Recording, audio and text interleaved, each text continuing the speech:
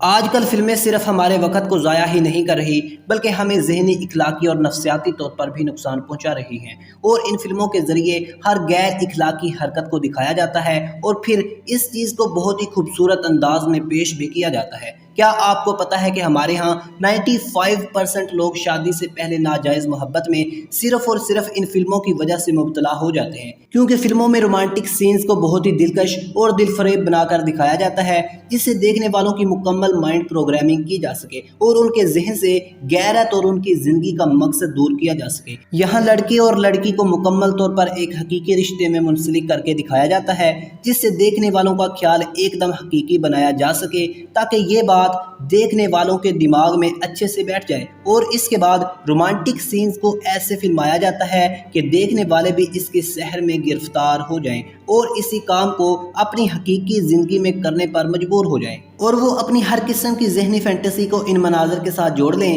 یہی وجہ ہے کہ جب انسان خوش ہوتا ہے تو گانے سنتا ہے، اداس ہو تو اداس گانے سنتا ہے، اور اگر رومانٹک ہو تو رومانٹک گانے سنتا ہے، کیونکہ یہ لوگ اپنے پلان کے تحت ہمارے ذہنوں اور ہماری زندگیوں میں شامل ہو چکے ہیں اور ہمیں گمراہ کرنے کے لیے ہر ممکن کوشش کر رہے ہیں۔ اور دوسری طرف ہم لوگ مکمل طور پر ان کے قابو میں آ چکے ہیں اور ان کے خلاف کسی بھی طرح کی مزاحمت کرنے سے قاصر ہیں، جو کہ ہمارے بے ضمیر ہونے کی علامت ہے۔ اور اب تو لوگ اس طرح کے سوال پوچھتے ہیں کہ یار، جس طرح کی فلموں میں لو سٹوریز ہوتی ہیں اس طرح کی ہماری کیوں نہیں ہوتی؟ دراصل فلموں کی دنیا مکمل طور پر غیر حقیقی اور گمراہ کن ہوتی ہے، جس کا حقیقت کے ساتھ کوئی تعلق نہیں ہوتا۔ یہی وجہ ہے کہ فلمی مناظر حقیقی زندگی سے بہت دور ہوتے ہیں، اور ان لوگوں کا مقصد یہ ہوتا ہے کہ دیکھنے والوں کو ان کی حقیقی زندگی سے دور کیا جائے، تاکہ یہ لوگ اپنی زندگی کے مقصد سے بیگانہ ہو جائیں اور ان لوگوں کو اپنے کنٹرول میں کیا جا سکے۔ کیونکہ آج ہم لوگ اپنی نفسانی خواہشات اور لذتوں کی وجہ سے اپنا ضمیر اور غیرت کھو چکے ہیں، اور جو کچھ فلموں میں دیکھتے ہیں